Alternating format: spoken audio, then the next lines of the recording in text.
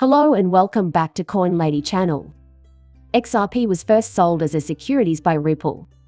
Can I invest in it? However, could Ripple have legitimately sold XRP as a security?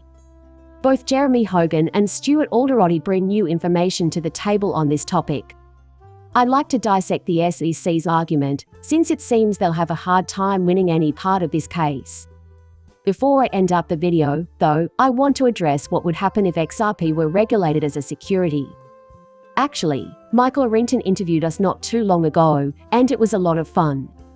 He was an early adopter of XRP, and I think you'll be surprised and even convinced that the whole point is moot after hearing what he has to say. What he has to say about this SEC case is important, and I want to show you why. You should stick around until the very end. This film will begin with a brief public service announcement. The third and last flare collapse is actually going to take place. In essence, holders who delegate their flare tokens receive a large quantity of flare tokens via airdrop. After the first two flare drops, I couldn't believe how much flare I had been given.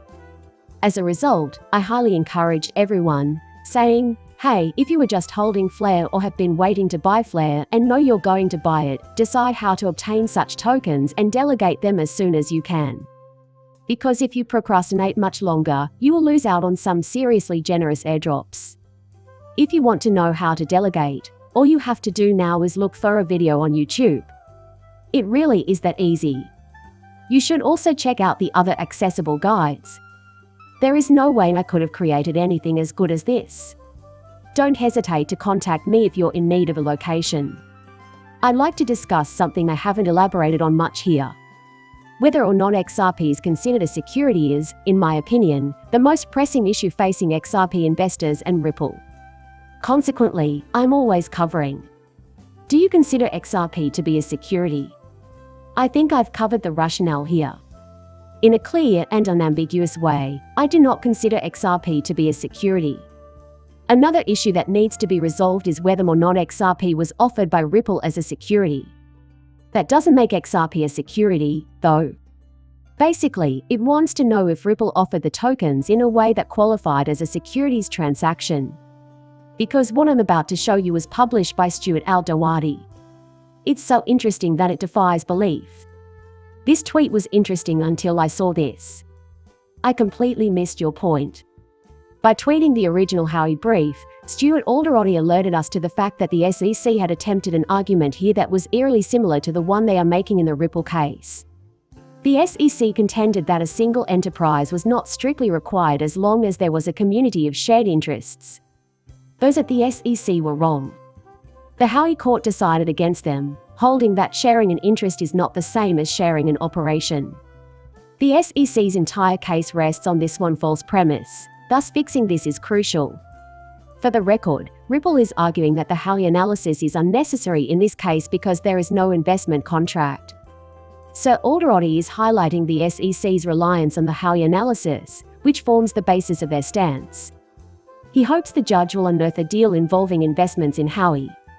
The SEC is likewise making an improper argument because it confuses a common interest with a common operation. Given its importance, I'd like to briefly dismantle it to show a flaw in the SEC's logic. Therefore, I want to show why the SEC's case against Howie is so faulty, supposing the judge can determine that there was an investment contract, which I don't see how she could. I'm going to read you Stephen's tweet and then explain it. He claims that the SEC is arguing that everyone involved in the production of a product with resale value is one business. Securities are created through contracts, not phrases. Furthermore, he's presenting a simple yet vital point. Because I'm interested in Tesla automobiles and Tesla sells Tesla automobiles, I think the price of Tesla automobiles should go up. They hope that if the secondary market price of Tesla rises, they will be able to profitably resell their own Teslas. This means that my Tesla is safe to drive about town in. Absolutely nothing has any bearing on it. It really doesn't matter at all. The SEC is making similar arguments about cryptocurrency. I want the value of my XRP to go up, and I assume Ripple thinks the same way, is the message they're trying to send. Therefore, we must be partners in this venture, which is not the case at all. Since I'm free to do what I like with my XRP, it is fair to say that it, like Tesla cars, has value beyond the industries that produce and sell it. It makes little difference if Tesla sells Tesla cars or Ripple sells XRP. There's no way I'm betting on Ripple to boost the XRP price. While both Ripple and I would benefit from an increase in the value of XRP, this does not constitute a partnership. Only if Ripple and I have a formal written agreement can we collaborate. If Ripple included a clause in my contract that read, "Hey, we promise to increase the price of your XRP," that would be business as usual. If I join Ripple, I would be committing to the company. But there is no such thing. And Stuart Eldorado is spot on with his assessment of the SEC's legal missteps. The fact that both Ripple and XRP holders want the price of XRP to rise has led many to conclude that this activity constitutes a joint venture and so meets one of Howey's criteria. That is clearly not the case, though. Stuart Eldorado claims that the SEC has been wrong about this area of the law from the start, and we can prove that this is not the case. An interesting point was made about this by John Deaton. The SEC is making an effort to defend itself on this matter. Show how crucial this joint effort has been to them throughout the litigation. He knew this would hurt their case because of his assertion. He describes the SEC's notion of the common business as schizophrenic, meaning that the agency's perspective shifts radically whenever anyone tries to pin it down. The SEC's actions are surprising given that they, like we at Ripple, are aware that this is not how the legislation works.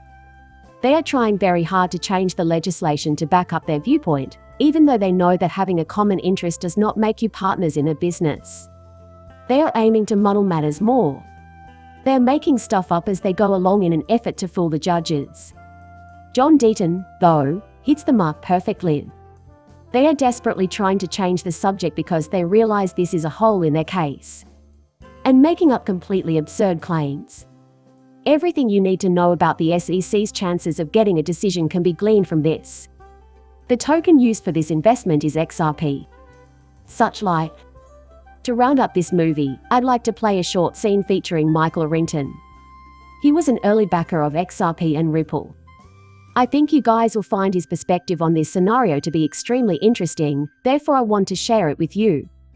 Let me play you this clip and give you a little explanation, even if there isn't much to say about it. I think he has this pretty much figured out. Therefore, read this carefully. This is a highly educated individual who has accumulated a fortune through shrewd investing. As a result, you should pay attention when he talks about issues like these. However, I'm not confident that this is a security risk. No. At least, that's how the SEC sees it. But to me, that's beside the point. How safe do you feel? When it comes down to it, the decision comes down to whether or not everyone should be able to exchange assets, or only the wealthy. I was able to put money into early stages of companies like Uber, Airbnb, and Pinterest because of my wealth and regular access to a venture fund. Smarter people than me were interested in investing in these kinds of firms, or they would have been if they could have analyzed the strategies for these companies as thoroughly as I did.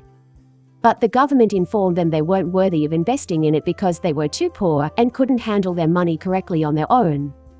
They missed out on 10,000 times profits on investments in startups like Uber, Pinterest, Airbnb, and others. Funny thing about DoorDash though, is that I said no. However, they all ended up making millions of dollars because to it. This horrible situation has not changed. Statement from the SEC: we don't think poor people, by their definition of poor, have the same level of intelligence as wealthy people, so we're going to stop them from making the same kinds of choices the wealthy do. That's not good. The ultimate meaning of security is of little consequence, though. And we can speak about that all day if you like, I just won't be interested. I agree that fraud ought to be stopped, yet I also think people should have the freedom to make their own choices about their money. That is now over with. From my vantage point, the conversation ends here because I'm only interested in the philosophical aspects. So, there was an interesting stance on this issue, in my opinion. Michael Arrington basically claims that XRP will survive no matter what happens to the world. In this specific case, he's optimistic about XRP future. The government must find a way to regulate it regardless of whether or not it represents a threat to national security. The SEC's pursuit of XRP jurisdiction amounts to little more than an effort to shut down retail trading within the next decade to 15 years. Based on current trends, investing in cryptocurrency is a great way to make money. It's obvious that the SEC did everything it could to block regular people from buying into the best assets.